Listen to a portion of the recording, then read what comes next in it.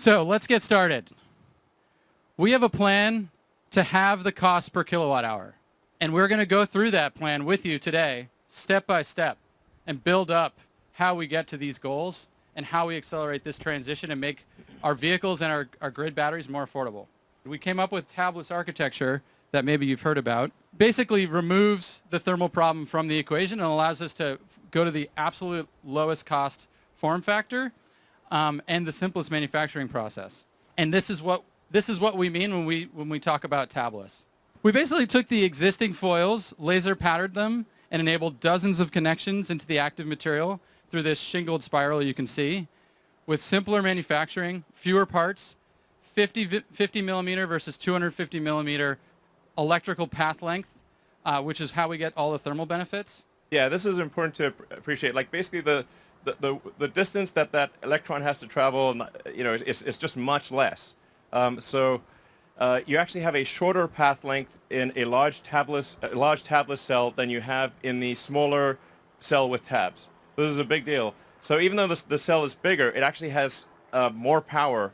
The power to weight ratio is actually better than the smaller cell with tabs. As you make cells larger, in fact, supercharging and thermals in general become really challenging as you make bigger cells. And this was the challenge that our team set our sights on to overcome.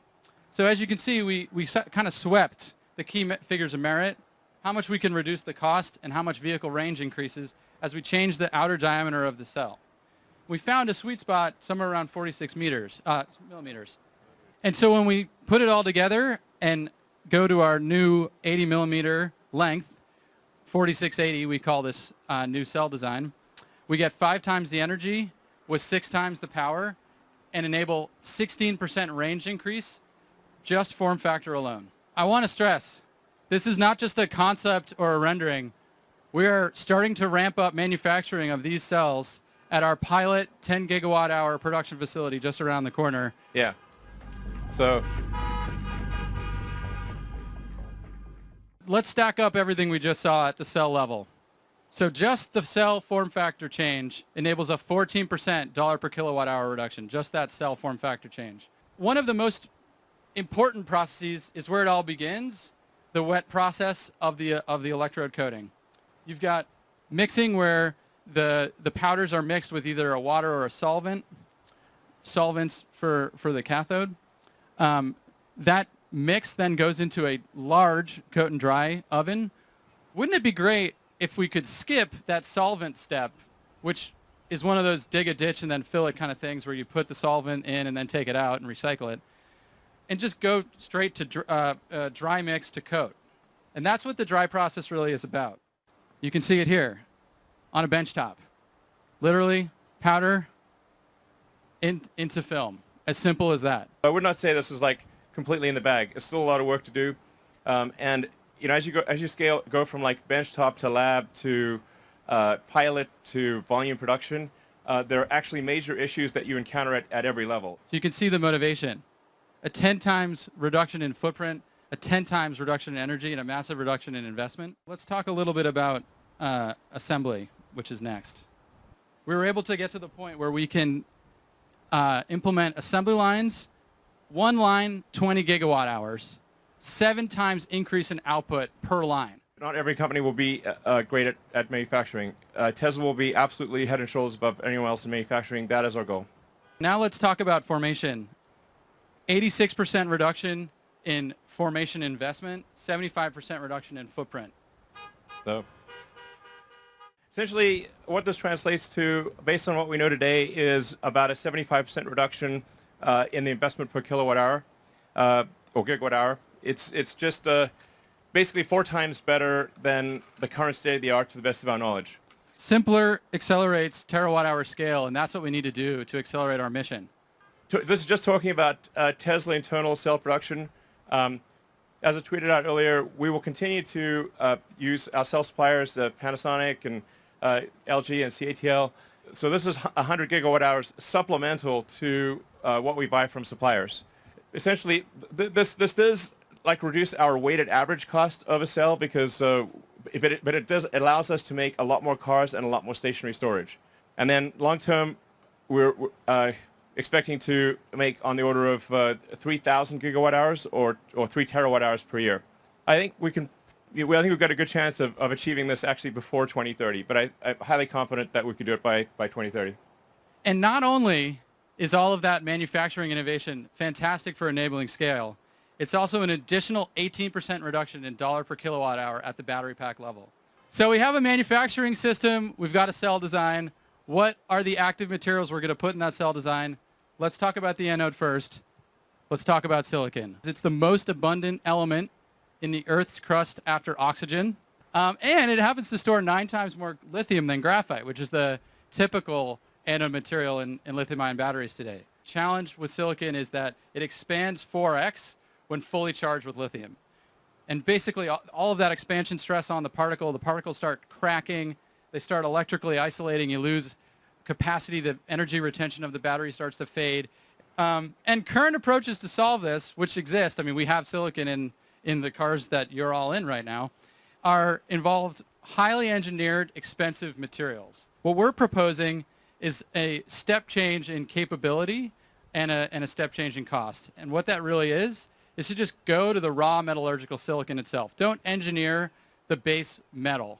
Just start with that and design for it to expand in how you think of the particle in the electrode design and how you coat it. With this silicon, and the anode costs $1.20 a kilowatt hour.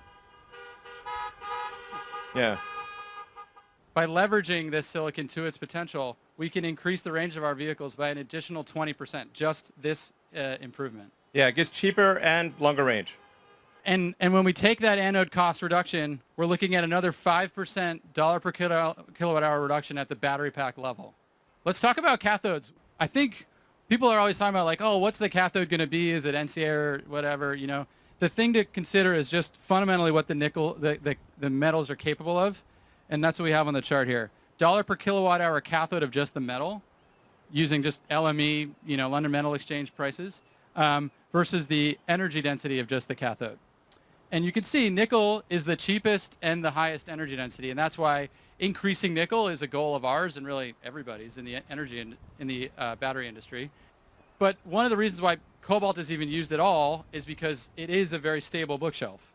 And the challenge with going to pure nickel is stabilizing that bookshelf with only nickel. And that's what we've been working on with our high nickel cathode development, which has 0 cobalt in it. Leveraging novel coatings and dopants, we can get a 15% reduction in cathode dollar per kilowatt hour. Yeah. I think we need to have a kind of a 3-tiered approach to batteries. So starting with iron, that's kind of like a medium range, and then nickel manganese as sort of a medium plus, intermediate, and then high nickel for long range applications like Cybertruck and the semi. It's relatively straightforward to do a cathode that's 2/3 nickel, 1/3 manganese, which would then allow us to make 50% more cell volume with the same amount of nickel.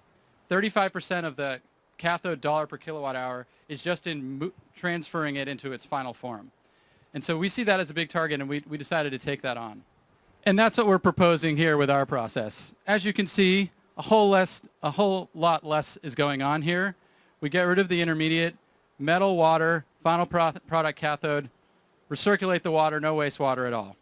And when you summarize all of that, it's a 66% reduction in CapEx investment, a 76% reduction in process cost, and 0 wastewater. Much more scalable solution. Yeah. Obviously, we're going to go and start building our own cathode facility in North America and leveraging all of the North American resources that exist for nickel and lithium.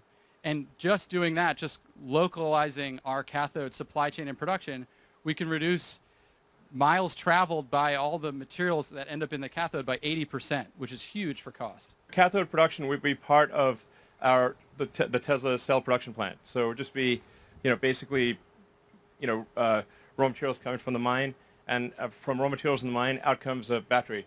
The way the lithium ends up in the cell is through the cathode, so then we should obviously on-site lithium conversion as well, which is what we will do using a new process that we're going to pioneer. That's a sulfate-free process again, skip the intermediate. 33% reduction in lithium cost, 100% electric facility co-located with the cathode plant.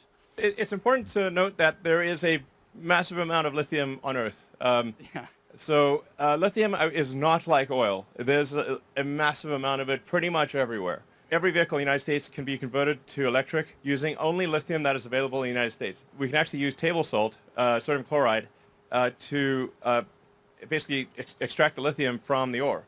All of the benefits that you just saw are added to this benefit of a 12% reduction in dollars per kilowatt hour at the battery pack level. Almost at our halve the cost goal, but there's one more section. Take it away, Elon. So it starts with having a single piece casting, or a single piece casting for the front body and the rear body. In order to do this, we commissioned the largest casting machine that has ever been made. And it's currently working just over the road at our Fremont plant. We have it's pretty sweet. Making the currently making the entire rear section of the car as a single piece, high pressure die cast aluminum. And in order to do this, we actually had to develop our own alloy because we wanted a high strength casting alloy that did not require coatings or heat treatment. So you're basically making the front and rear of the car as a single piece, then interfaces to what we call the structural battery, where the battery for the first time will have dual use. The battery will both have the use as an energy device and as structure. So this is really quite profound. Effectively, the non-cell portion of the battery has negative mass. We save more mass in the rest of the vehicle than the non-cell portion of the battery. It also allows us to pack the cells more densely because we do not have intermediate structure in the battery pack. Instead of having just a filler that is a flame retardant, which is currently what is in the 3NY battery packs, we have a filler that is a structural adhesive, as well as flame retardant. So it effectively glues the cells to the top and bottom sheet. And this allows you to do shear transfer between the upper and lower sheet. Just like if you have like a Formula One craft or like a racing boat, and you have carbon fiber face sheets and, say, aluminum honeycomb between them, this gives you incredible stiffness. And it's really the way that any super fast thing works is you create basically a honeycomb sandwich with two face sheets. We can actually use the steel shell case of the battery to transfer shear from the upper and lower face sheet, which makes for an incredibly stiff structure, even stiffer than a regular car. The volumetric efficiency of the structural pack is much better than a non-structural pack, and we actually bring the cells closer to the center, and because they're closer to the center, it reduces the probability of a side impact potentially contacting the cells, because it has to go, any kind of side impact has to go further in order to reach the cells. If you can bring things closer to the center, you reduce the polar moment of inertia, and that means the car maneuvers better. It just feels better. You don't know why, but it just feels more agile. It's really cool. This is really major. Like I said, so 10% mass reduction in the body of the car, 14% range increase, 370 fewer parts. And it's not just at the product level a better product, but in the factory, it's a massive simplification. So we're looking at over 50% reduction in investment per gigawatt hour, 35% reduction in floor space, and we'll continue to improve that as we make the vehicle factory of the future. In addition to the improvements we just said on enabling additional range and improving the structural performance of the vehicle, it is worth another 7% dollar per kilowatt hour reduction at the battery pack level, bringing our total reductions now to 56% dollars per kilowatt hour. Yeah. Range increase, we're unlocking up to 54% increase in range for our vehicles and energy density for our energy products. 56% reduction in dollars per kilowatt hour at the battery pack level, and a 69% reduction in investment per gigawatt hour, which is the true enabler when we talk back about how do we achieve this scale problem here. Yeah. What this enables us to do is achieve a new trajectory in the reduction of cell cost. And now, to be clear, it will take us probably a year to 18 months to start realizing these advantages, and probably to fully realize the advantages, probably it's about 3 years or thereabouts. So the long-term scaling of Tesla and the sustainable energy products that we make will be massively increased. I mean, long-term, we want to try to replace about at least 1% of the total vehicle fleet on Earth, which is about 2 billion vehicles. So long term, we want to try to make about 20 million vehicles a year. What does this mean for our future products? We're confident that long term we can design and manufacture a compelling $25,000 electric vehicle. So we have and extreme performance and range, and we should probably talk about the Model S Plaid. What about that?